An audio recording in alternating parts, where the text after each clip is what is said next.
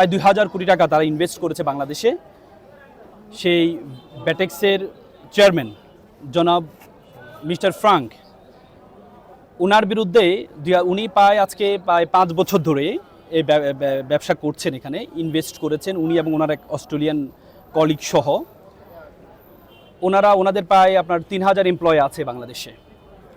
দেশে ওনারা মাঝে মধ্যে আসেন। ওনারা প্রায় বাংলাদেশের করোনার পরবর্তীতে প্রায় 4টা কোম্পানি যারা আপনার দেউলিয়া হয়ে গিয়েছিল, ব্যাংকের মর্গেজ দেওয়া ছিল, ব্যাংক দেউলিয়া ঘোষণা করেছিল, ওই মৃত প্রায় 4টা কোম্পানি ওনারা কিনে নেয় 2022 সালে। এবং কি তাদের যে দেওনা পাওনা ছিল, এই যে আজকে যে রাজিউল হাসান যে বাদী, ওনার কোম্পানিও উনি বিক্রি করে দেন। এবং সেই বিক্রির শর্ত ছিল ব্যাংকের প্রায় 97 কোটি টাকা ছিল এবং ইনভেস্টর প্রায় 8 কোটি টাকা পেত। সব কোটি টাকা প্রদান করে 2022 শেষের দিকে এসে ওনারা কোম্পানিটা ট্রান্সফার করে দেন। ট্রান্সফার করে প্রায় 3 বছর পরে হঠাৎ করে যে রাজিউল হাসান যে বাদী, ওনার হঠাৎ করে মনে পড়লো যে আমার গুডউইল বাবদ উনি নাকি আমাদের কাছে 7 কোটি টাকা পান। তখন ওনারা ঢাকা কোর্টে একটা মামলা করলেন, সাথে আবার গাজীপুর কোর্টে এসে 2টি মামলা করে দিলেন। এবং ওনারা যেহেতু বিদেশে থাকেন, ওনাদেরকে ভয় পাওয়ার জন্য ওনাদেরকে একটা এমবার্গো নিলেন, যে মানে বিদেশ গমনে নিষেধাজ্ঞা। তখন ওই দুজনে, মিস্টার ফ্র্যাঙ্ক অ্যান্ড মিস্টার প্রশান্ত সাক্সিনা, দুজনে দেশের বাইরে ছিলেন। বিজ্ঞ আদালতের প্রতি সম্মান রেখে ওনারা দেশে আসছেন। দেশে এসে ঢাকা কোর্টে যে মামলাটি জামিন নিয়েছেন, যে এমবার্গো যেই নিষেধাজ্ঞা ছিল সেটা প্রত্যাহার করেছেন। পরবর্তী ওনারা জানতে পারেন 2025 সালে আবার আরেকটি মামলা গাজীপুর কোর্টে একই বিষয় নিয়ে আরেকটি মামলা করলেন। এখন এই কোম্পানির আপনার যেহেতু হচ্ছে সকল কিছু ট্রান্সফার করে দিয়েছেন, বাদী সুকৌশলে ওনার বন্ডটা, আপনারা জানেন যে এক্সপোর্ট ইম্পোর্ট করতে হলে একটা বন্ড ওয়্যার হাউস প্রয়োজন হয়, সে বন্ডটা উনি ট্রান্সফার করেন নাই। উনি বললেন এই বন্ড বাবদ উনি 1,30,00,000 টাকা পান। আমাদের যে ক্লায়েন্ট মিস্টার ফ্র্যাঙ্ক এবং প্রশান্ত, ওনারা এই টাকাটা পেমেন্ট করে দিলেন, 1,30,00,000 টাকা দিয়ে দিলেন, তারপরে বন্ডটা ট্রান্সফার করে দেওয়ার জন্য।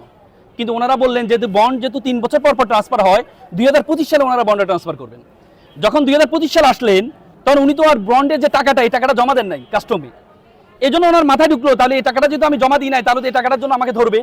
তখনই সুকৌশলে এসে উনি গাজীপুর এবং ঢাকা কোর্টে 2টা মামলা করে দিলেন, যাতে ওই প্রিভেনশন ইজ বেটার দেন কিউর, মানে আক্রান্ত হওয়ার আগে উনি প্রিভেনশন নিচ্ছেন।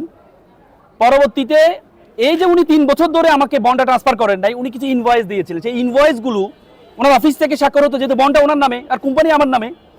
এই ইনভয়েসে সুকৌশলে গুডউইল বাবদ টাকার জন্য, এবং ইনভয়েসে ওনার স্বাক্ষর না, উনি ওনার অফিস থেকে স্বাক্ষরগুলো করাইতেন। এই 2টার জন্য উনি আবার একটা মামলা করে দিলেন।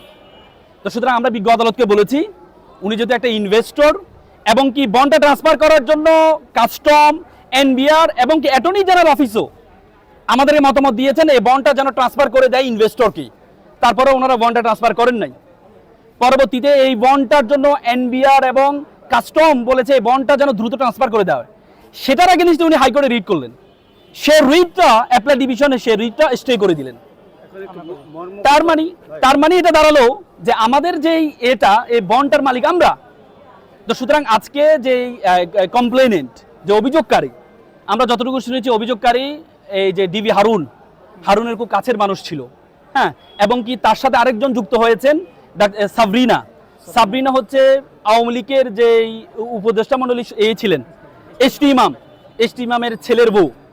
তারা 2025 সালে এসে হঠাৎ করে আমাদের ইনভেস্টরদেরকে সরিয়ে ফেলার জন্য, আপনারা জানেন আমাদের প্রধানমন্ত্রী বারবার বলেছেন যে আমরা ইনভেস্টরদেরকে প্রায়োরিটি দেওয়ার জন্য, সেই ইনভেস্টরদেরকে সরিয়ে ফেলার জন্য ওনারা হুট করে এসে 2025 সালে এসে, দেখেন 3 বছর আগে কোম্পানি ট্রান্সফার করলেন, কোনো মামলা করলেন না। 25 সালে এসে হঠাৎ করে ওনাদের কি মনে হলো, ওনারা মামলা করলেন।